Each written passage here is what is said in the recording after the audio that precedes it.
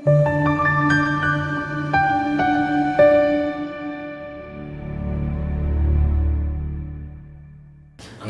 ngomukele uyichanele yakho imfiki igama uphathele weNingi sibe ngokuyithoba nokuzehlisa.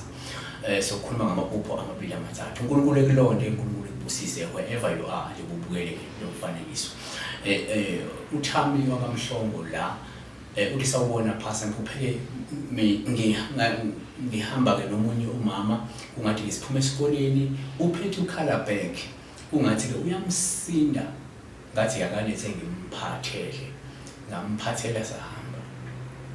Angikwazi ukhala bag ukuthi ukhala bag isikhwama esinjani kodwa engakusho ukuthi uma kuba usiza umuntu ukuthi umphathele isikhwama uphawu olungaveza ukuthi kungenzeka ubhekene nezinselelo empilweni noma uzokwazi ukuthi usize omunye umuntu obhekene nezinselelo empilweni maduzana.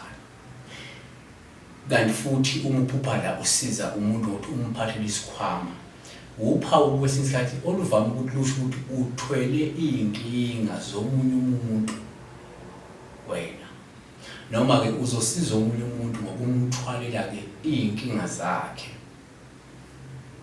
Kanti uma sihlabela phambili la asibheke la ukuthi unonhlanhla into ayishoyo la okwamahlanga ukuthi phasa ngibikele lapho kushaka endlini uma ngicima ngamanzi kuvutha kwenye indawo from impahla to furniture. Later in the dream I was in a place where there was a lot of Isangoma. Singathi there is a Isangoma man ongigijimisa. Please translate for me. Esingakusho la ukuthi uma uphupha umlilo noma ubona kusha indlu nempahla uphawu olungakhomba ulaka lwabaphansi kwesinye isikhathi noma ke ulaka likaNkulunkulu ongase mhlawumbe uhlangabezane nalo noma uhlangabezane nalo njengamanje. Futhi uma uphupha umlilo noma kushakele indlu leyo noma impahla kungaba futhi uphawu olusho ukuthi ungase ubekwe icala ongalazi noma kuzobekwa insolo ongazazi noma ke uzoxabana nalomuntu osuke mhlawumbe unaye ebudlelwaneni kwesinye isikhathi ke noma umuntu osuke naye. Uma ubona kwisangoma noma izangoma uphawu olungasho ukuthi kungenzeka unalo ubizo lokungoma noma ke uneyinkinga ongasho ukuthi uzosizwa izangoma kuzona. Uma ke uphupha ubona isangoma ke sikujaha ke sengaba ke uphawu olungasho ukuthi kungenzeka idlozi lakho linawe shaqa ngenxa ukuthi ulokhu uziba ubizo wena.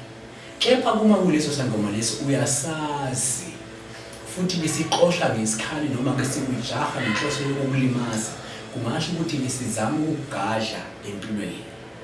Kanti futhi uma uphupha la ubona isangoma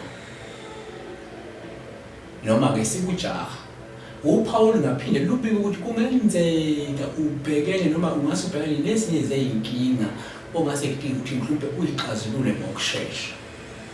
Sihlabela phambili ngokubheka iphupho lika Lil Booker uthi ke usho ukuthini uma uphupha imali emhlophe nengamaphepha uyikhipha ke kuATM kuze ubabaze naye bayibonayo. Singakuveza la ukuthi uma uphupha ke ubona imali noma uphupha ukhipha imali kuATM uphawu uvame ukuthi lube luhle nolusuke lingabika inhlanhla noma lubika amandla okwenza izinto zenzeke empilweni noma ukuvuleka kwamathuba amahle noma ithemba lempilo engcono nalo nokuthi uzokwazi ukufeza izifiso zakho maduze. Kanti futhi uma uphupha la ukhipha le mali ebhangi noma kuATM uphawu futhi oluhle mhlawumbe lingaphinde lubike ukuthi kungenzeka uzothola izindlela ezintsha zokwenza noma ke ezokuthola imali futhi kungasho lezinguquko ezinhle ezizayo empilweni. Kanti futhi nje osingaphinde sibalule ngakukhipha imali ebhangi noma kuATM uphawu ongaphinde luchaze ukukhona bukaNkulunkulu. Kepha kuma ukuthi leli phupho belilibi kungasho ukukhona bemimoya emibi namadimoni uma ulele kepha azenza noma afuna ukuthi eze kahle kuwena noma azama ukuyengela ophathe ngendlela ukuthi esebenzisa imali. Remember ukuthi imali impande yesono. So asihlabele phambili ngokuthi sibeke phansi amathuluzi ngethemba ukuthi kusasa noma ngelinye ilanga sokwazi ukuthi sibuye kuwe sichaze futhi amanye amaphupho. uNkulunkulu ubusise. kungenesikile nami khona ngafona manje ngakuphuthuma kodwa. Siyabonga.